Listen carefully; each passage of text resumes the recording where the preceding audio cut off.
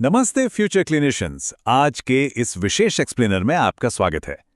आज हम human reproductive system को सिर्फ बायोलॉजी की किताबों के चश्मे से नहीं, बल्कि एक कमाल के आर्किटेक्चरल और इंजीनियरिंग मार्वल की तरह देखने वाले हैं।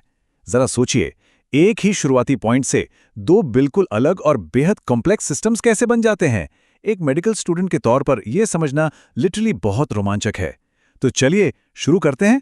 हमारा आज का रोड मैप कुछ ऐसा रहेगा। सबसे पहले द ब्लूप्रिंट, फिर एनाटॉमिकल आर्किटेक्चर, उसके बाद द फैक्ट्री फ्लोर, फिर ऑपरेशनल कंट्रोल और आखिर में लाइफ साइकिल लिमिट्स। ये स्ट्रक्चर हमें एम्ब्रियोनिक ओरिजिन से लेकर उनके फंक्शनल लाइफ साइकिल तक की पूरी जर्नी दिखाएगा। तो चलिए सीधे डाइव इन करते हैं हमारे पहले सेक्शन में, the blueprint, genetic determination and embryonic divergence.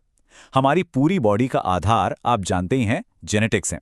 Fertilisation के टाइम पर ही XX या XY क्रोमोसोम के साथ जो बुनियादी अंतर शुरू होते हैं ना, वही आगे चलकर इस पूरी रिप्रोडक्टिव वास्तुकला की मजबूत नींव रखते हैं। ये एक बहुत ही प्रिसिजन वाला जेनेटिक कैस्केड है। मेल डेवलपमेंट के लिए जो एकदम शुरुआती स्विच है, वो है Y क्रोमोसोम पर मौजूद SRY जीन।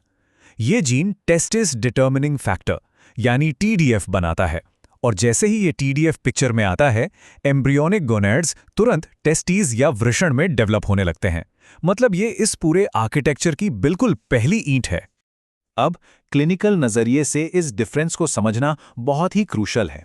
सबसे ध्यान देने वाली बात यह है कि मेल डेवलपमेंट पूरी तरह से हार्मोन्स की प्रेजेंस पर टिका है। टेस्टोस्टेरोन वॉल्फियन डक्ट्स को स्टिमुलेट करता है और MIF यानी Mullerian inhibition factor female structures को बनने से रोकता है। लेकिन इसके बिल्कुल उलट फीमेल डेवलपमेंट इन सिक्रीशंस की एब्सेंस यानी गैर मौजूदगी से ड्राइव होता है। बिना टेस्टोस्टेरोन और MIF के म्यूलेरियन डक्ट्स खुद ब खुद फीमेल ऑर्गन में डेवलप हो जाते हैं।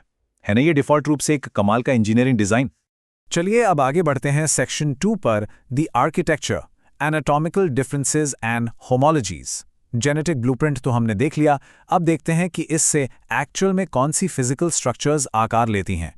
तो हमारे प्राइमरी गोनैड्स, टेस्टीज और ओवरीज, इनका मेन काम है गैमेट्स और स्टेरॉइड्स बनाना। लेकिन जो एक्सेसरी ऑर्गन है ना, वो अपने खास रोल के लिए बहुत ही स्पेसिफिक तरीके से इंजीनियर किए गए हैं। मेल्स में एपिडिडमिस और वास डेफरेंस जैसे ऑर्गन पूरी तरह से स्पर्म ट्रांसपोर्ट के लिए बने हैं। वहीं फीमेल्स में यूट्रस और फिलोपियन ट्यूब्स को ओवा ट्रांसपोर्ट और सबसे इंपॉर्टेंट एक डेवलपिंग एम्ब्रियो को सपोर्ट करने के लिए डिजाइन किया गया है। ये एकदम पर्पस ड्रिवन आर्किटेक्चर है। और यहाँ होमोलॉजी का कॉन्सेप्ट बहुत ही खूबसूरती से सामने आता है। मेल और फीमेल सिस्टम्स एकदम अलग थलग डिजाइन नहीं है, इनकी एम्ब्रियोनिक जड़ें बिल्कुल सेम हैं। फॉर एग्जाम्पल, जो जेनाइटल ट्यूबरकल DHT हार्मोन के इन्फ्लुएंस में मेल्स में पेनिस बनता है, एब्सोल्युटली वही स्ट्रक्चर फीमेल्स में क्लिटोरिस बनता है। इसी तरह लेबियोस्क्रोटल स्वेलिंग्स मेल्स में स्क्रोटम और फीमेल्स में लेबिया मेजोरा बनाते हैं। फ्यूचर क्लिनिशियंस के लिए ये रियलाइज करना एक माइंड ब्लोइंग फैक्ट है कि कैसे एक ही बेस मटेरियल से दो बिल्कुल अलग और एडवांस स्ट्रक्चर्स बन जाती हैं। All right, moving on to section 3, the factory floor, gamete production and timing. अब हम देखेंगे कि ये मेल और female systems biological production centres के तौर पर टाइम के साथ कैसे ऑपरेट करते हैं।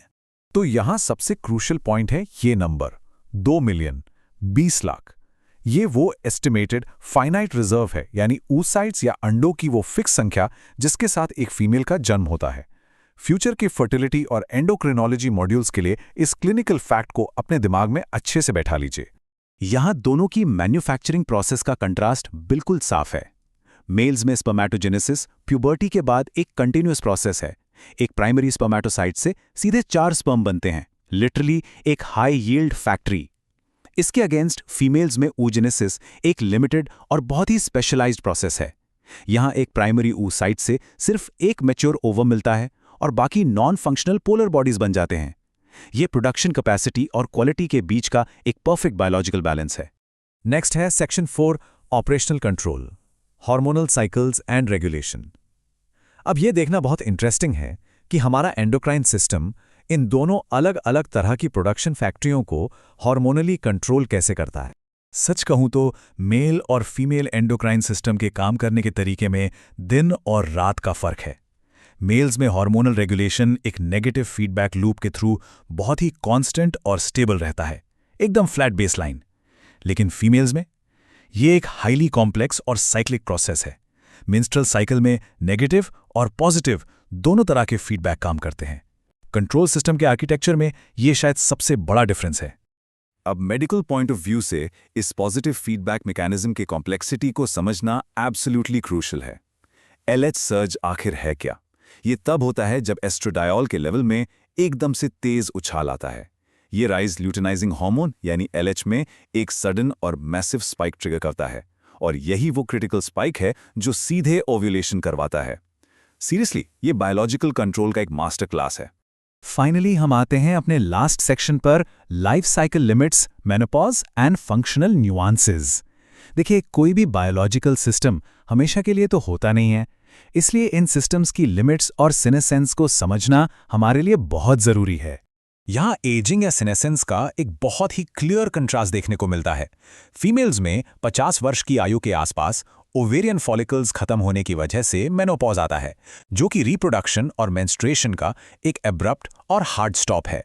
इसके कंपैरिजन में मेल्स में ऐसा कोई अचानक से आने वाला फुल स्टॉप नहीं होता, बल्कि बढ़ती उम्र के साथ उनके एंड्रोजन सिक्रीशन में बस एक बहुत ही ग्रेजुअल धीमी सी गिरावट आती है।